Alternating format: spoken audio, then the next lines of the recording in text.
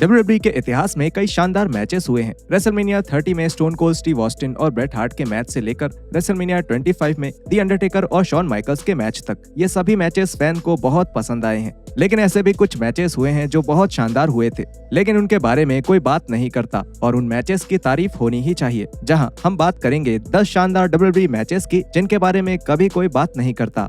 उससे पहले रोज की रेसलिंग वीडियोस के लिए हमारे चैनल को सब्सक्राइब करके नोटिफिकेशन बेल दबाना ना भूलें और एक्सक्लूसिव लिस्ट के लिए हमें फेसबुक पर फॉलो करें और हमारा नया चैनल रेसलमेनिया शॉर्ट्स भी जरूर देखें।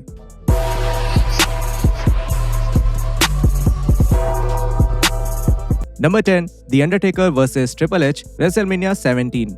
रेसलमेनिया 17 में होने वाले अंडरटेकर और ट्रिपल एच के इस मैच के बारे में अक्सर फैंस भूल जाते हैं और इसकी एक बड़ी वजह यह है कि लगातार 2 बार रेसलमेनिया 27 और 28 में होने वाले इनके मैचेस इससे ज्यादा जाने माने हैं।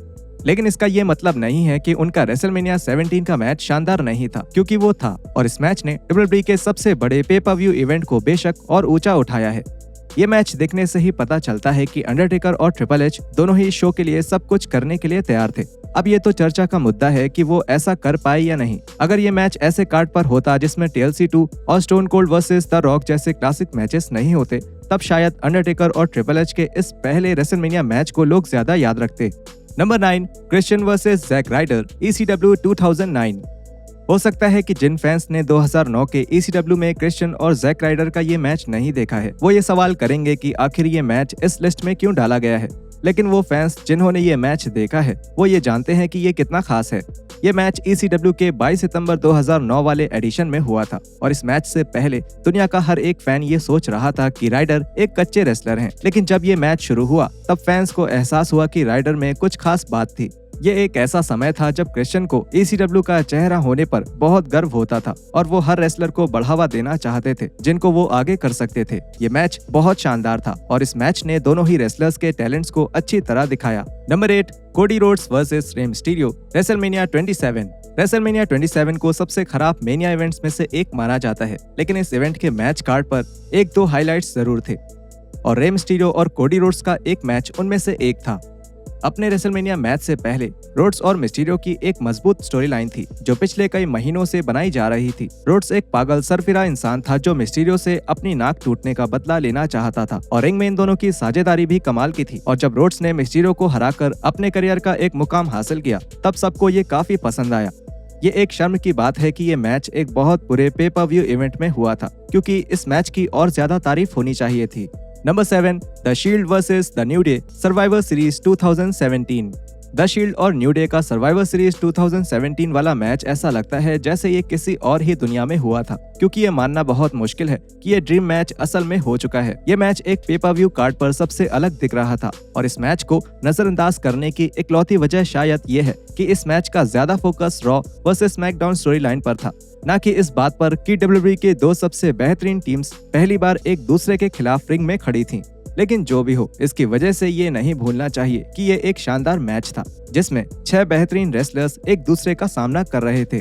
Number 6, Chris Benoit versus Shawn Michaels versus triple H, Backlash 2004। WrestleMania 20 में एक क्लासिक मैच हुआ था जिसमें बेनवा ने ट्रिपल एच और शॉन माइकल्स को हराकर वर्ल्ड टाइटल जीता था। इस मैच में इमोशंस का एक रोलर कोस्टर देखने को मिला था और ये मैच बेशक रेसलमेनिया के सबसे बेहतरीन इन रिंग मैचेस में से एक था, लेकिन बैकलैश पे पर व्यू में इनका रीमैच उससे भी शानदार था। ये रीमैच कनाडा में हुआ था और इसलिए बेनवा के पास होम फील्ड का फायदा भी था और ये कहना बहुत कम होगा कि इस बात से ये मैच और भी बेहतर हो गया था। यहाँ का क्राउड HBK और ट्रिपल एच से नफरत करता था और ये एक नई बात थी जो रेसलमेनिया शोडाउन में हमें नहीं दिखी थी। इस मैच में जिम रॉस की कमेंट्री भी बेमिसाल थी, क्योंकि JR सच में ये मानते थे कि फैंस एक क्लासिक मैच देख रहे हैं। इस मैच की बहुत तारीफ हुई थी और डेव मेल्सर ने इस मैच को 5 में से 4.5 स्टार्स भी दिए थे, जिसकी वजह से ये रूथलेस एग्रेशन एरा के सबसे ज्यादा रेटेड WWE मैचेस में से एक बन गया। Number 5, the rock versus stone cold Steve Austin, backlash 1999। The rock और स्टोन कोल्ड के बीच की राइवलरी की बात करते हुए फैंस अक्सर उन्हें रेसलमेनिया 17 और 19 के मैचेस को उनका सबसे बेहतरीन मैच बताते हैं। हालांकि ये मैचेस बेशक क्लासिक हैं, लेकिन बैकलैश 1999 का उनका मैच भी तारीफ के काबिल है। ये मैच उनके रेसलमेनिया 15 के मैच का रीमैच था और इस बात के लिए बहस करना थोड़ा मुश्किल है कि लोगों को लगता है कि बैकलैश वाला मैच रेसलमेनिया मैच से बहुत बेहतर था। उस मैच में दोनों की साझेदारी कमाल की थी और उनका एक्शन भी एटीट्यूड एरा के ऑडियंस के मुताबिक बिल्कुल सही था और इस मैच में हर वो बात थी जो उनके रेसलमेनिया 15 वाले मैच में होनी चाहिए थी।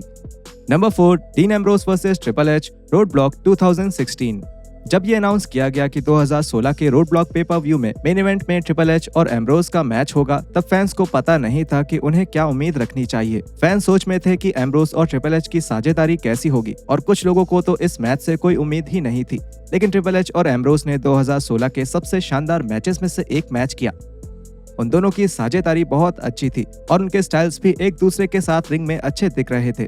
लोग पूरी तरह उस मैच में डूबे हुए थे और इस मैच के स्पॉट्स भी बहुत अच्छे से किए गए थे। जब मैच खत्म हो गया तब फैंस को ये इतना ज्यादा पसंद आया कि उनका ये सवाल था कि ये मैच रेसलमेनिया 32 में क्यों नहीं करवाया जा रहा। Number 3, Kurt Angle versus Shawn Michaels part 2 Vengeance 2005। 2005 के वेंजेंस कार्ड पर एक बड़ा मैच रेसलमेनिया 21 का एक रीमैच था। ये रीमैच शॉन माइकल्स और कर्ट एंगल के बीच होने वाला था। इनका रेसलमेनिया मैच बहुत शानदार था और उसे आज भी याद किया जाता है। एचबीके और एंगल के ऊपर अपने रेसलमेनिया क्लासिक मैच की उम्मीदों पर खरा उतरने की भारी जिम्मेदारी थी। कुछ फैंस तो ये सवाल कर रहे थे कि इस रीमैच की जरूरत है भी या नहीं। वेंजेंस का ये मैच बहुत शानदार हुआ था और इससे साबित हो गया था कि एंगल और एचबीके रेसलिंग की दुनिया के दो सबसे शानदार रेसलर्स थे। इस मैच के बारे में अक्सर लोग भूल जाते हैं क्योंकि उनका रेसलमेनिया मैच बहुत खास था और साथ ही साथ वेंजेंस पेपर व्यू कार्ड पर ट्रिपल एच और बैटिस्टा का एक हेल इन अ सेल मैच भी था जिसने कार्ड के बाकी सभी मैचेस को पीछे छोड़ दिया था। Number 2, team Austin versus Tim Bischoff Survivor Series 2003। WWE के इतिहास में कुछ बेहतरीन ट्रेडिशनल सर्वाइवर सीरीज मैचेस हुए हैं और इस पेपर व्यू के 2003 वाला एडिशन सबसे बेहतरीन एडिशंस में से एक था। टीम बिशॉफ का सामना टीम ऑस्टिन से हुआ था जिसमें एक शर्त थी कि अगर टीम ऑस्टिन की जीत होगी तो ऑस्टिन को किसी रेसलर पर अटैक करने के लिए किसी वजह की जरूरत नहीं होगी और अगर टीम बिशॉफ जीतेगी तो ऑस्टिन अपनी को रॉ जनरल मैनेजर की पोजीशन छोड़ देंगे। इस मैच में बहुत सारे WWE आइकन्स ने हिस्सा लिया था जैसे कि शॉन माइकल्स, रैंडी ऑर्टन और क्रिस जेरिको और ये मैच इस तरह से प्रेजेंट किया गया था कि सबको ही अपना अपना मौका मिला था। इस मैच में ऑर्टन की एक शानदार परफॉर्मेंस भी देखने को मिली थी और वो इस मैच के इकलौते सर्वाइवर थे। इससे ये साफ हो गया था कि WWE ऑर्टन के लिए कुछ बड़े प्लान्स बना रही थी। ये मैच एक ट्रेडिशनल सर्वाइवर सीरीज मैच के लिए एक मिसाल था। इसमें स्टार पावर था, शर्त थी और एक अच्छी कहानी भी। इस मैच के बारे में ज्यादा बात इसलिए नहीं होती क्योंकि मैच खत्म होने के कुछ ही देर बाद इस मैच की शर्त को नल एंड वॉइड करार कर दिया गया था। ऑस्टिन की टीम के हारने के बाद भी ऑस्टिन अगले महीने WWE के शेरिफ बनकर वापस रॉ में दिखाई दिए। ये WWE का एक तरीका था अपने सबसे फेमस स्टार्स में से एक को लंबे समय तक टेलीविजन पर रखने का, लेकिन सर्वाइवर सीरीज मैच की शर्त को दरकिनार करने की वजह से इस मूव की बहुत निंदा हुई थी। Number 1, the Undertaker versus Edge WrestleMania 24। Undertaker के रेसलमेनिया के सभी क्लासिक मैचेस में से रेसलमेनिया 24 में एज के साथ उनका मैच शायद सबसे अंडररेटेड है। इन दोनों WWE लेजेंड्स ने रेसलमेनिया पेपर व्यू के मेन इवेंट में हिस्सा लिया था और ये बेशक सबसे बेहतरीन मेन इवेंट्स में से एक था। इस मेन इवेंट को पिछले काफी समय से बिल्डअप दिया जा रहा था, इसलिए फैंस सच में वर्ल्ड टाइटल के लिए इनका मैच देखने के लिए उत्सुक थे। एक समय पर तो ये भी प्लान किया जा रहा था कि एज ही अंडरटेकर का स्ट्रीक तोड़ेंगे, लेकिन एज ने इससे इनकार कर दिया क्योंकि इतना बड़ा सम्मान एज को नहीं चाहिए था। इन दोनों का ये रेसलमेनिया मैच बहुत शानदार था और खास करके एज की प्रेजेंटेशन में बहुत कारगर था, जिन्हें अंडरटेकर की स्ट्रीक के लिए एक दावेदार की तरह दिखाया गया था। इस मैच की बहुत तारीफ होनी चाहिए और यहाँ तक कि इनके पूरे फ्यूड को ही इज्जत मिलनी चाहिए। साल 2008 में इनके सभी मैचेस और उसके बाद इनका हेल इन अ सेल मैच, सभी मैचेस अलग थे और खास थे और इतने लंबे समय तक चलने वाले एक वर्ल्ड टाइटल फ्यूड के लिए ऐसा करना बहुत मुश्किल है। और यहाँ खत्म होते हैं हमारे 10 शानदार WWE मैचेस जिनके बारे में कोई बात नहीं करता है। वीडियो कैसी लगी हमें नीचे कमेंट्स में जरूर बताएं और हम मिलते हैं आपसे अगली वीडियो में ऐसे ही कुछ और रेसलिंग कंटेंट के साथ।